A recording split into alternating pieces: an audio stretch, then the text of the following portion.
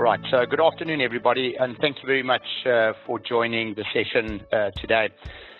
It feels a little bit like deja vu for me. I remember when I got into project management several years ago, there was quite a struggle on my part to get organizations that I was dealing with to accept that project management was a defined role, a very specific discipline. And that the role really, was able to add a lot of value if organizations were sort of able to accept it as an important role in project initiatives. Over the years, project management eventually developed into pretty much a profession as we know it today. The PMI brought out the project management body of knowledge. You had the likes of Prince 2 and now Agile Project Management coming along, all basically supporting what is now known and widely accepted as a very important role within projects and in organizations, and also a profession in its own right. I think this is happening to change management again. So for a long while, change management has been almost accidental. Project managers have tried to do change management while they run their projects, but in many cases, that change management has been pretty transactional. It's been pretty, let me say, almost engineered, rather than it being a very planned situation where projects or project managers will drive significant change alongside their projects. In recent times, more and more organizations have started to recognize that change management is actually a defined role. It's becoming more and more an important function of running projects. And if it's not within projects, it's certainly a very important function when organizations are going through change. So this particular webinar that I'm sharing with you today is to essentially position how change management has now essentially entered into the professional realms, and how organizations like DDLS are essentially pioneering with the likes of APMG and the Change Management Institute, essentially promoting the profession of change management and certainly sponsoring and delivering the first ever change management certifications that we can now essentially endorse on a worldwide basis. So let me take you through this presentation, and I'll be more than happy to take any questions as you put them through to Matt. Now, one thing I did want to do this afternoon is to sort of share the context of change with you. Essentially, when we look at change, we see that change happens in two phases or two stages. Obviously, you've got the effort that goes with change and the time that change takes. And essentially what you see is in the first stage, the need for the conceptualization of change. This is where the idea for change is born. Either it's an idea that is born or it's a need that comes about for change to be initiated. And that might be for survival reasons. It might be due to a merger and acquisition. It may be because of the rolling out of new technologies at an enterprise level. One then would obviously go through the development of the change plan. And then the second stage is the execution of that change plan. And this is where we would intend to implement the change and essentially close out the change once the change has taken place. Now, we normally do this through the process of running projects. So we use the project as the vehicle to bring about change. Now, there's nothing wrong with that, because we know in terms of the definition of project management is essentially a discipline to allow change to occur through the process of the project. But oftentimes that change is very mechanical. So I'll take away your old processes and I'll give you new ones. I'll take away your old technology and I'll give you new ones. And we think that that is change management. To a large degree, we often are surprised by the fact that after the project has been delivered, that nobody is making use of the deliverables of that project. And in essence, the reason why that has happened is because nobody has catered for the change curve. And you'll see that the change curve is essentially a mirror image of the project curve. So where the project curve essentially reaches heights of execution and then drops down into termination, for change management, we actually go through a dip of change. And that change essentially is where we do not focus. And so what you'll notice from this presentation is that when people begin to realize the change is to be implemented, they essentially fall off the cliff. And that cliff is a rejection of the change, potentially people ignoring that the change is going to happen, hoping that the change won't occur. But as the change gets implemented in the project and newer technologies are being rolled out, organizational structures are changing, and we're doing all of that mechanical stuff on the project, people are in fact going through a pit of change. And essentially to the point where they are bouncing along the bottom. They don't know what to accept. There's great confusion. There is oftentimes a lot of anxiety and even depression in the change. And essentially what happens when we do not time the change curve with the project curve, we end up in what we term a return on investment lag. So what you'll notice in this diagram is that we've delivered the project, the blue curve, and the project is closed out. But what you'll notice in the change curve is people are still bouncing along the bottom. And essentially the deliverables of the project are not being used. And you have a fairly long and difficult time ahead where the business as usual is trying to make sense of the change that has just been imposed on them. And that can take a very long time for the organization to utilize those deliverables and gain a benefit. So essentially, you can see that although the project has been successfully implemented and we have dealt with the mechanical aspects of change, we have essentially failed in changing the hearts and minds. And that's really where change, from a change management perspective, needs to be focused. So what we're trying to do when we deal with change management today is we try and line up the project curve with the change curve. So what you'll notice in this diagram is that as the project is tapering towards its conclusion, we've essentially timed the rise of change with that closeout. So by the time that the project closes out, the organization and the individuals impacted by change have accepted the change, or at least a majority have accepted the change, what we refer to as the critical mass or tipping point, and that now the organization can start gaining a return on investment lead, which is essentially where people are now making use of the deliverables, seeing the value of those deliverables, having actually worked through the process of change as the project has delivered the mechanical aspects of change. And in modern project management and in modern change management, there is a relationship between those who will manage the project and those who will need to manage the change. And sometimes that requires the project manager to understand effective change management, or it means that the project manager will need to work alongside a change manager to drive the change while the project is being driven. So there would be obviously a very strong partnership and relationship between those two key roles. So when we look at this again, if we looked at the project curve, the traditional project curve, you will notice that we go through the initiation of the project, we plan the project, we execute it, we close it out, and then we go through the normal monitoring and controlling, progress reporting, status reporting, escalation of issues, etc., etc. But when we look at the change curve in a little bit more detail, we see something very interesting. So what you'll notice on the vertical curve, this is where our morale, energy, and performance in change management is needing to be managed over the duration of the change. Now, that change could either be the duration of the project that's bringing about the change, or after the project has delivered the change, to then have the business as usual deal with the ongoing process of change into the future. Now, what you'll notice here is a very interesting process, and Kubler-Ross, who is essentially known for this particular curve, and this is one of the key curves that we use when we teach our change management course, essentially identifies the curve in reverse, as I explained earlier. But what we need to know is what happens in that curve. Just like we know what happens in a project curve, we need to actually understand what happens in a change curve.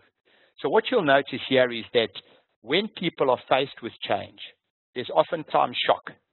And that shock is expressed in, why does the organization need to change? Everything that we're doing works perfectly. Geez, I never saw this change coming. I'm not sure that we're going to benefit from the change. So you can see a lot of that shock, and with that shock goes denial. Oftentimes, we've heard this change stuff before. It's not really going to happen on this project. People talk about the change, but just you wait and see. In the not too distant future, we'll simply be doing what we're doing today. So don't really get too concerned about the change. So you can see that that is a typical human response to change. What's interesting here, and this is where we often get into a false sense of security when we are running a project that introduces change. Although the shock and denial is occurring, what the research tells us clearly is that oftentimes we can actually see an increase in productivity and performance during these two periods of shock and denial. And the reason for that is that people realize that change may occur, and they essentially increase their productivity and increase their engagement in work so that they do not get targeted for the change. So it's almost like a reverse psychology. I know the change is coming. I'm denying that the change is coming, but what if it does come? I want to make sure that I'm not on the hit list for either being redeployed or retrenched or potentially retrained in something that I don't really know about. So what I'm going to do is I'm going to take on extra work. I'm going to work extra hours. I'm actually going to attend a lot of those meetings that I don't normally attend so that I'm seen to be a valuable employee, a value individual, and essentially I won't be targeted for the change. This is a fascinating situation that often leads the project manager and those dealing with change to think that people have accepted change. They haven't. They are, in fact, in shock and denial. And this is part of what we focus on when we train in our change management course, how to identify these and how to plan and deal with them. What happens next is very interesting. As people realize that the change is going to happen, there's often anger and blame. And that anger and blame is directed towards the leadership of the organization. You know, leaders are always trying to change. Why can't they just leave things as they are? We often are very angry at politicians for bringing about change and changing legislation that will ultimately change our business model. And that's a very typical response. We then go through a process of bargaining and self-blame. So this is where we realize this change is happening. People are talking about it. There are planning sessions about it. We can already start seeing early work of the change occurring. And people start bargaining and also blaming themselves. You know, what did I do wrong? Why am I being targeted for the change? I've been a loyal employee and the like. So it's interesting to note that what is happening here is that people are starting to go through a pit of change. Now, we cannot ever eliminate this pit of change, but what we can do is to make it narrower and shallower. And that's a fundamental part of what we train people in when they do their certifications in change management through DDLS. The most dangerous point of any change is the pit of the very bottom pit of change. And here we see depression and confusion. We see a lot of anxiety, and we almost see people getting into a state of non-performance. There's essentially inertia. There's this sense of panic and despair.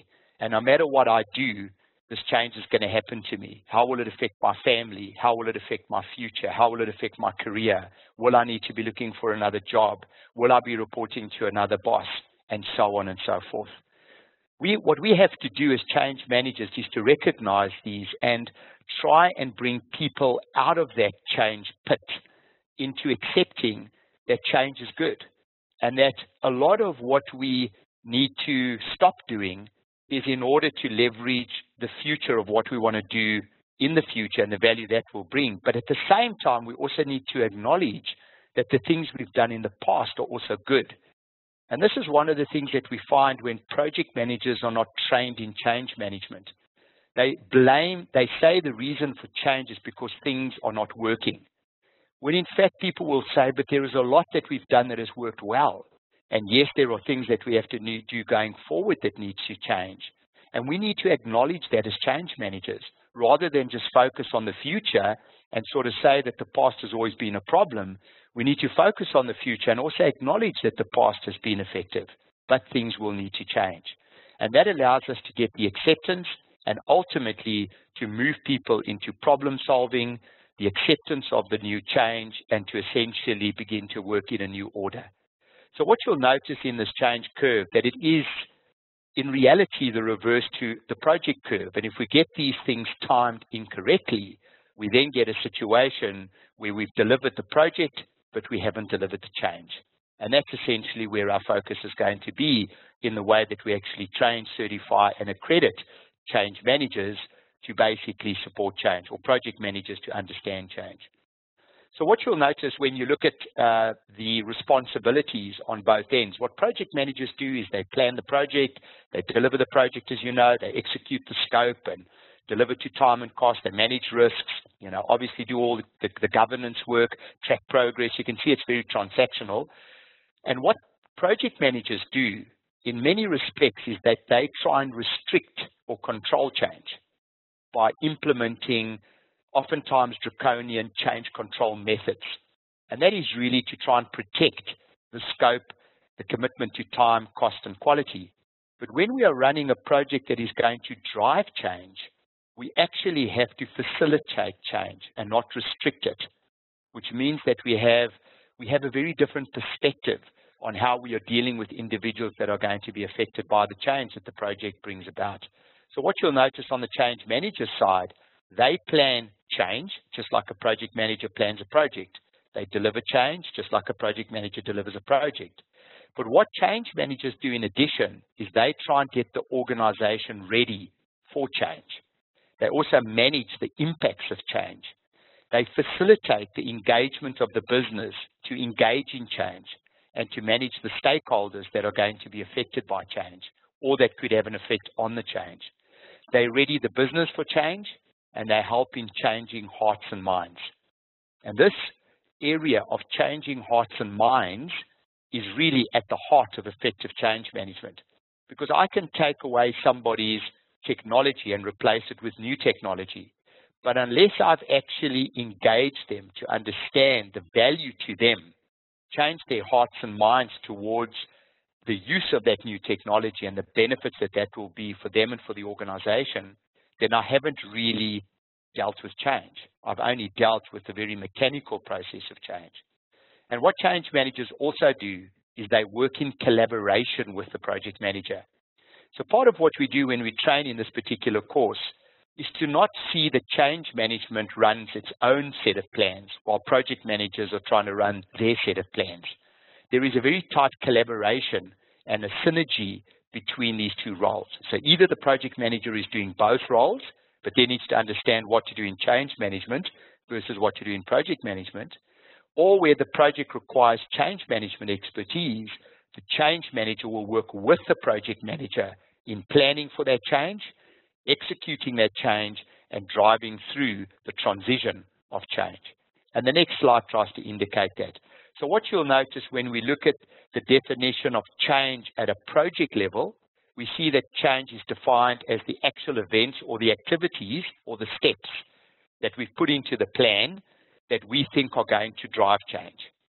Whereas when we look at change management from a transitional perspective, we are now seeing that we are dealing with the human and psychological process of how people let go of the old while they engage with the new. And what we see is that generally project managers focus on the activity of change, whereas change managers focus on the transition of change. And this is quite a fundamental difference. Initially, it doesn't seem to be that different. But when you start to see the tools, the techniques, the models, the methods by which we deal with transition, you will see how powerful that is to drive change, rather than just simply putting activities in a project plan that talk about change. And essentially, this is what we are dealing with. Now, if we have a look at what the research is telling us, and this was by King and Peterson in 2007, they showed that the failure rates of change initiatives where we are delivering them through projects are exceptionally high. And where change has essentially not delivered the benefits. However, where we have implemented change within an organization and the project that we're dealing with, that success rate goes up quite substantially. If you have a look at what ProSci in 2012 spoke about in terms of the close relationship between the effectiveness of change management programs and the proportion of projects that meet or exceed their objectives, those that actually implemented change management within the function of project management achieved a far greater success rate in the realization of business benefits and also the acceptance of those deliverables into a return on investment. This further is supported by Ferris in 2013. Again, effective change management has a significant improvement on the success of project output and the adoption of the deliverables of a project, increasing employee proficiencies, getting early benefit realization, if change management is embedded as an effective discipline in the process of a project. And also the Change First Limited in 2010 spoke about the period of time that organizations were able to realize benefits, anywhere between 6 to 9 months. The majority of benefits of a change project were realized as a result of embedding effective change management within the project, other than those that didn't, that might have actually seen a 12, 18, 24, sometimes 36-month period before any results of the change really struck home for the organization. So how do we drive change?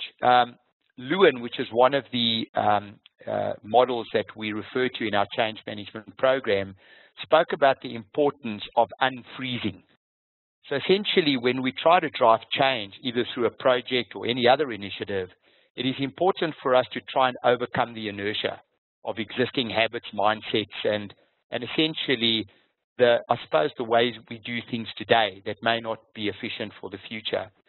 So there's a need in the unfreeze to define the current, to create a vision of the desired change and what that will be as a future, and then to identify the forces for and against. And that is part of what we teach change managers, is to how to do this effectively and how to help the organization to do this effectively so that we can bring about the change, of which we understand there will be a period of confusion and challenge as change is driven. But the final effective change is the refreezing. And in the refreezing, we are essentially refreezing the new mindsets and the established norms that the change has now created, so that essentially the business doesn't slip back into the way that they used to do things in the past. Because a lot of times we drive change only to find that in a couple of months after the change has been implemented, people are doing things the way that they used to. And the reason is because we haven't driven change through the unfreeze, change, refreeze process. And this is obviously what we train people in when we train them in the change management course. So if you really have a look at the change journey, is that change begins with an idea or a need or a requirement for survival or an opportunity. That idea is then spread to a coalition of people that think this change is going to be needed and is going to be beneficial. We then need to get a sponsor for change, just like we would get a sponsor for a project. And then we need to make sure that our line managers and our business as usual is able to reconcile themselves with that change, because the biggest resistance to change often comes from those that manage the resources that are going to be affected by change. Then we need to make sure that the change is broadly accepted, and then we can go ahead and start that change and implement the change. And this is part of what we teach people in the models and the processes of effective change management. We also teach people that there are different roles in change management. There are the idea generators, there are those who sponsor change, there are the line managers that are affected by change, and then we've got the change targets, the actual people or institutions or stakeholders that essentially are on the coalface that are affected by change. And all of these we refer to as change agents, alongside and with the actual change manager.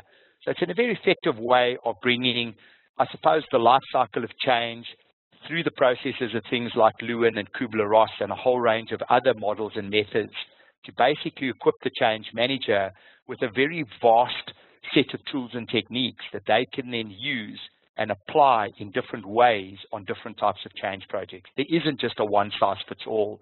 Just like when we run a project, we could use PMBOK to run the project, Prince2, we could use Agile. It's the same with change management. There are many different ways to deliver the same thing. It's just how does the change manager or the project manager know what method is the right method to choose based upon the type of change that they're implementing. Now, what's interesting here, as we sort of move to the middle conclusion part of this presentation, is that the Change Management Institute, CMI, was established in 2005, and they are a non-profit organization, just like let's say the PMI was a non-profit organization established in the 60s, to essentially try and develop a common framework for change management, and then in project management, to essentially create a body of knowledge that we could say this is a de facto standard, and against that we could create certifications and accreditations. And the Change Management Institute has done exactly the same with change management. They established themselves in 2005 to promote and develop the profession of change management through the way that they network, accredit, and create education tools and techniques for that.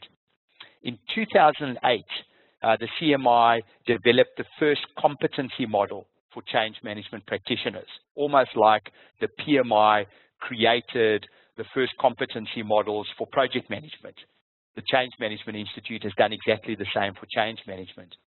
And in 2013, the CMI published their first body of knowledge, known as the Change Management Body of Knowledge. And this describes in very effective detail the knowledge required for the effective practice of change management across a wide range of situations. And essentially, this is the preeminent body of knowledge that will continue to grow and will become the bedrock for certifications and accreditations around the world, just like we've seen with things like PMI, PMBOK, and Prince2 and the like. Now, this is the interesting part. APMG, which is an organization that most people will connect Prince2, Agile Project Management, ITIL, Better Business Management, Portfolio Management, et cetera, formed a strategic partnership with the CMI to create 2 world-class certifications in project management. Because really what the CMI said is that they wanted to create a platform by which organizations that had the capacity to essentially create accreditations and certifications, that they could partner with those entities to bring a much broader and wider reach of certifications and accreditations to change managers across the world. And the APMG set up this exclusive partnership with the CMI. In 2015, the APMG developed the Effective Change Managers Handbook. This is the image that you see on the screen, the essential guidance to the change management body of knowledge.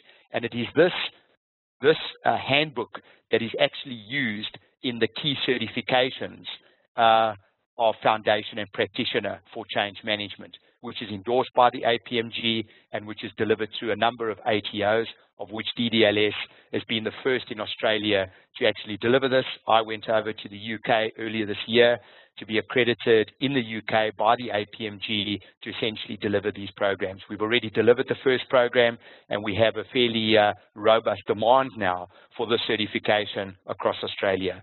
So just like we had this growth in demand for project management certification, we definitely feel confident that we are going to see the growth in this area of change management. So with that, the establishment of both the foundation and practitioner level certification in change management has now essentially been put in place. And this is a really effective way that change managers can gain formal certification that is recognized on a worldwide basis, rather than certification which is essentially biased to maybe one entity or another. This is worldwide.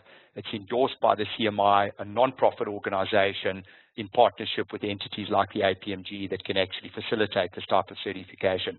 So how do the certifications actually work? Essentially, the 2 certifications are delivered in 2 parts, a foundation and a practitioner, 3-day foundation, 2-day practitioner. And this is the syllabus that we basically train in. Change in the individual, because you cannot drive change without affecting individuals. We also need to understand clearly how people embrace and resist change. This is the areas of the syllabus that we cover. Change in the organization. So it's not only the people that are affected by change, but it's also how the organization will change as a result of the change initiatives that are driven. The change models and processes, of which Lewin and Kubler-Ross are just 2 that I mentioned. Organizational roles, so the role of the project manager, the role of the change manager, the role of the sponsor, the role of the line managers, and the change targets, all of those are discussed. We also deal very clearly with what makes a good change manager. What are the behaviors? What are the intrinsic understanding that these people need to be aware of and how they work closely with project managers? Drivers for change, how to recognize change readiness, planning for change and measuring change success, change communication, which is at the heart of any transition, and stakeholder engagement. And then the interesting thing in this particular course, over and above the theory that we teach, is the actual practice of change management. This is the practical application of how we take the theory and convert it into an understanding of practical application in terms of change management. So delegates will leave not only understanding all of the theories and all of the models and all the processes and the methodologies, but they also would have had an opportunity to share the war stories, get an appreciation for the practical application, and if they went into the practitioner portion of the course, to actually go into a real-life case study where they will be tested on their application of change management based upon their theoretical understanding, which they would have gained from the foundation program. So essentially, there are two certifications. The first one is called the Change Management Foundation. That is a simple multiple choice exam, 40 minutes. There are 50 questions in this exam. The pass mark here is 50%. It's normally taken on the third day of the foundation program, and one must have passed the foundation certification to go through to practitioner. So essentially, it's the bedrock of the theory to then be taken into the practitioner if people decide to do that. If you do go into the change management practitioner, that's a 2.5-hour exam. It works on what we refer to as a complex multiple choice objective test. So it essentially has a very effective case study of change that is introduced, and against that questions are asked and delegates then answer. It's an open book exam, so we make use of the core reference document. There are 4 questions worth 20 marks, so it's an 80-mark exam, of which the pass mark is 40 answers out of 80, 50%. And this is normally taken on the second day of the practitioner. Now, again, just to reinforce that both the foundation and the practitioner are global certifications in change management. They essentially are against the effective change management handbook, which is essentially a reference to the change management handbook itself, the body of knowledge. Just as we end off, what are the major benefits to any candidate who is thinking about the sort of certification? I think for me, a key thing is that it helps both project managers and change managers actually understand how to plan, manage, and lead change. Not just the mechanics of change, but the transition of change at both the project level and at an organizational level. A key sense of benefit to the candidates is that the knowledge that we share is shared in such a way that it essentially helps people understand why change and change management is so different from what we thought project management is, and how to apply this effectively to those individuals that will be affected by change and to the organization that hopes to benefit from change. It also teaches candidates how to use the different change management models, the different processes, the different tools and techniques, and how to actually apply them at both an individual and organizational level. And finally, it also helps prepare candidates for their foundation and practitioner exam. Although at the end of the day, that's the cherry on the top, is getting the certification. Our focus at DDLS is to not just focus on the certification in its own right. We focus on transferring knowledge, war stories of change, and the application of change, so that ultimately people walk away feeling confident that they now understand change, the difference between project management and change management, how it would work or not work, the different models, tools, and techniques that they can apply, and essentially their ability to access their key resource in terms of the body of knowledge or the handbook that is provided. Yes, the exams are important, and we feel confident that people will be successful. In all the courses we've run thus far, whether it be Prince or otherwise, we've always had an exceptionally good pass rate, not because we push people through the theory, but because we try and relate the theory to the practice. So there is a very real connection made between the actual practice of change management and the theory of that. Obviously, there's got to be a benefit to the organization. The nice thing about the change management program that we run is it complements other project and process-driven methods like Prince2, managing successful programs, PMBOK, ITIL, etc. It doesn't clash with these things, it complements them, because those methods in their own right bring about change, but oftentimes at a mechanical level. So the change management that we have launched now in the Foundation at Practitioner essentially offers the soft side, the humanistic element of change, rather than the pure transactional process of change that a lot of the methodologies do apply. Also, what is good about this change management course and the certification is that it is tailorable, it is scalable. So essentially, if you're doing a small change, you can scale back your change management effort. If you're doing a very big change, which is cross-functional, multidisciplinary, potentially global, that you can upscale the change. And all of the models, tools, and techniques that we teach are applicable and scalable across these different change management approaches. Another key thing for organizations is to reduce the risk of failure of change. And we saw from the statistics that it can be a fairly significant drain on the return on investment if change is not managed well, even though the project might have been delivered successfully. Also, candidates who go through the course will find a lot of benefits in their ability to understand how they help the organization deal with change when we've got so much competitive pressures. We've obviously got an economy at the moment that is struggling to perform the way that it should, and that will bring about a lot of change, a lot of mergers, a lot of acquisitions, a lot of downscaling, but it also creates huge opportunities for mergers and acquisitions. So whether we like it or not, change is the only constant, and we need to, as project managers and change managers, be equipped to be able to support change, help deliver change, and to essentially provide value for that change. I think really at the end of the day, the big question is what's the cost of not doing it, rather than what's the cost of doing something like change management as a certification. Can we really do without it today? And I think more and more organizations are realizing that change management needs to be more successful. We do need to develop the competencies, and when we develop the competencies and we engage with change managers, we want to know that they are certified and accredited and not just accidental. So I think it's important, as I close off for you today, to just talk a little bit about who the certifications are for.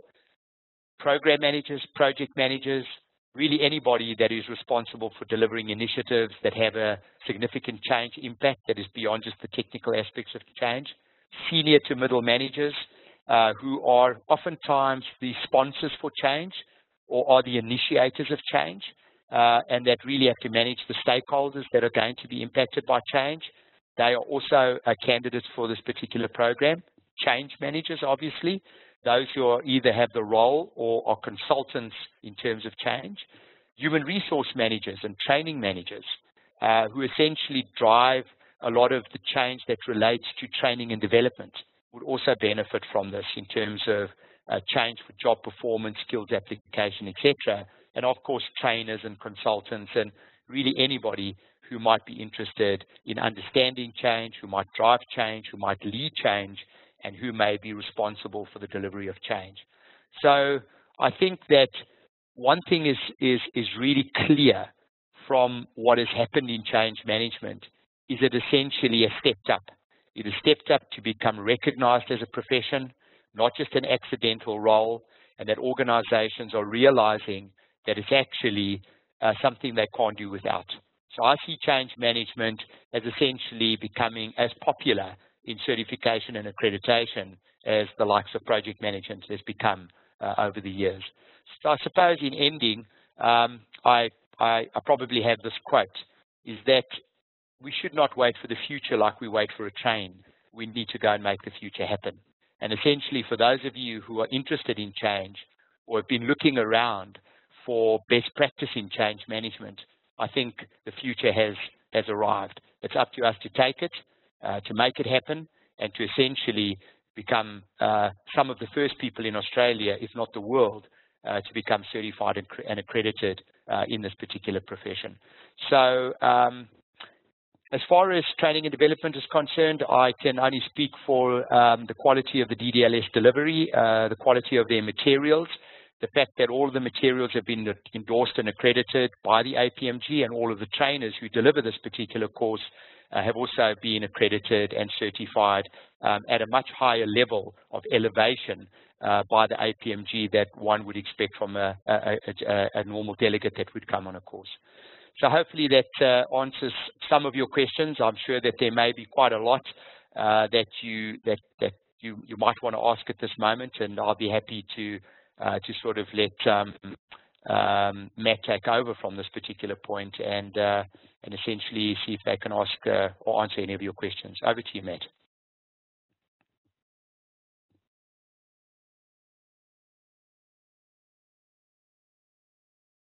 Yes, thank you for that, Clinton. That was a brilliant presentation. And yes, if anybody would like to ask a question, you can do so via the chat panel.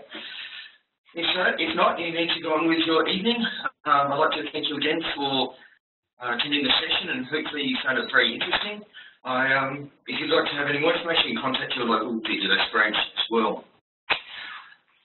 Okay, so I do have a couple of questions coming through. The first one is from, well, the training also include templates. I suppose templates as also seen through the prints too. Clinton, do you have a comment on that? All right, thanks very much for that, Matt. Can you hear me okay? Yes, I can. Thank you. Okay. Oh, yes. So the both the Change Management Body of Knowledge and the Effective Change Manager's Handbook that we deliver through the training does not actually provide any templates per se. One of the reasons for this is that obviously the body of knowledge is in the process of maturing.